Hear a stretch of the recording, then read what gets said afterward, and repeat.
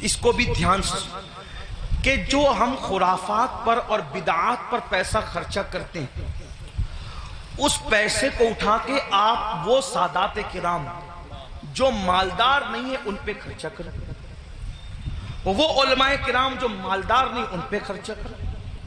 اس سے کیا ہوگا؟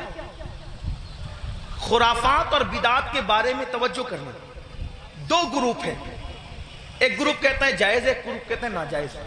جو گروپ جائز کہتا ہے وہ بھی صرف جائز ہی کہتا ہے، نہ فرض کہتا ہے، نہ واجب کہتا ہے، نہ سنت کہتا ہے، نہیں کہتا نا۔ جو جائز ثابت بھی کر لے خرافات کو تو صرف جائز ہی کہہ سکے گا، فرض نہیں کہہ سکے گا، واجب نہیں کہہ سکے گا۔ لیکن بھائیوں، اپنے مسلمان بھائی کی مدد کرنا تو اللہ نے ہم پہ فرض کیا ہے، بلکہ یہاں تک فرمایا کہ جب تک تم اپنے مسلمان بھائی کی مدد کرتے رہو گے اللہ تمہاری مدد کرے گا۔ اور آپ کو بتاؤں، خاص طور پہ سادات کی خدمت، وہ جو مالدار نہیں ہیں، مستحق ہیں، یہ نہیں کہتا غریب ہیں، میرے اندر اتنی ہمت نہیں کہ میں کسی سید کو غریب کہوں، لیکن سادات جو مالدار نہیں ہیں، مالدار اگر آپ ان کی خدمت کریں تو ہوگا کیا؟ دو تین باتیں سن لے، بات ختم کرتے۔ حضرت سیدنا عبداللہ ابن مبارک رضی اللہ تعالی حج کو جا رہے تھے، حج کا ارادہ تھا، اور حج کے ارادے میں آپ نے یہ طے کیا کہ میں نے حج کو جانا ہے، پوری تیاری ہو گئی، ارادہ بن گیا حج کو جانا ہے۔ عبداللہ ابن مبارک کو پتا چلا کہ میرے پڑوس میں ایک سید صاحب رہتے ہیں اور وہ اس وقت تھوڑا پریشان حال ہے، حالات کے ستائے ہوئے اور حالات کے مارے ہوئے، تو انہوں نے سوچا کہ پڑوسی ہے، سید ہیں، میں ان کے نانا کے یہاں جاؤں، میں حج کے لیے جاؤں اور ان کو بھوکا پیاسا تڑپتا بلکتا چھوڑ کے جاؤں۔ تو انہوں نے کیا کیا، اس سال حج نہیں کریں گے، انشاءاللہ آئندہ پھر کبھی دیکھیں گے، حج کی پوری رقم اٹھا کر اس سید صاحب کو دے دیا، اور اس کے بعد آنسو پوچھتے ہوئے اب صبر کرتے ہوئے رہ گئے۔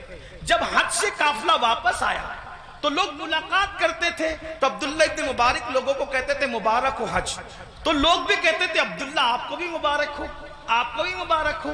حضرت عبداللہ ابن مبارک سوچتے یا اللہ میں گیا نہیں لیکن جو آتا ہے مجھے حج کی مبارک بات دیتا ہے، اسی فکر میں تھے، آنکھ لگی تو خواب میں غیب سے ندا آئی، کوئی کہنے والا کہتا ہے عبداللہ ابن مبارک تو نے میرے نبی کے شہزادے کی مدد کے لیے حج کو ملتوی کر دیا، تو تیری یہ ادا اتنی پسند آئی کہ ہم نے تیرا ہم شکل ایک فرشتہ پیدا کیا ہے جو قیامت تک تیری طرف سے حج کرتا رہے گا اور اس کا ثواب تجھے ملتا رہے گا۔ سبحان اللہ، سبحان اللہ۔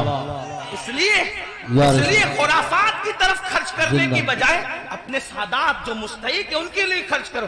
ایسے سادات ہیں، میں نے کئی جگہ دیکھا، کوئی سبزی بیچ رہا ہے، کوئی آٹو چلا رہا ہے، کوئی چائے بیچ رہا ہے، ان کے بچوں کی اسکول کی فیس نہیں ہے بھرنے کے لیے، ان کی بچیوں کی شادی کے لیے پیسے نہیں ہیں۔ یہ ساری چیزیں مسلمانوں ہمیں اس کی طرف غور، ترجیحات کی طرف غور کیجئے، جہاں خرچ کرنے کا زیادہ فائدہ ہے اس کی طرف۔ بلکہ امام اہل سنت ایک حدیث لکھتے ہیں، آئیے اس حدیث کو بھی سنیں۔ کہتے ہیں کہ میرے آقا علیہ السلام نے فرمایا کہ جس نے بنو ہاشم پر احسان کیا، ان کی خدمت کی، ان کی مدد کی، آقا فرماتے ہیں مجھ پر واجب اور لازم ہے کہ جس نے بھی میری آل کی خدمت کی، مدد کی، نصرت کی، حمایت کی، محبت کی، آقا فرماتے ہیں مجھ پہ واجب ہے، لازم ہے کہ اس کا صلہ میں اس کو قیامت میں دوں گا جب وہ مجھ سے ملے گا۔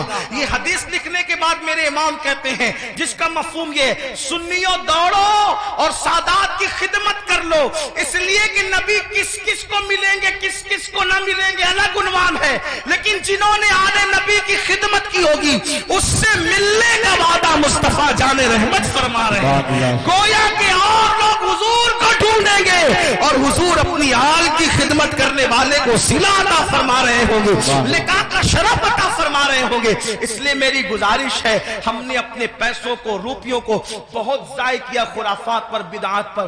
क्या खुराफात है, क्या बिदआत है, अपने इलाके के मुस्तनद मोतबर उलमा और मुफ्तियान किराम के पास बैठो और बैठ करके सीखो कि किन खुराफात से और बिदआत से बचना है और कौन सी चीजें अहले सुन्नत व जमात से है। जैसे कि लोग तो शरबत पिलाने को भी बिदअत कह देते हैं। आपसे कहता हूं कि भाई शरबत पिलाना कौन सी बिदअत है?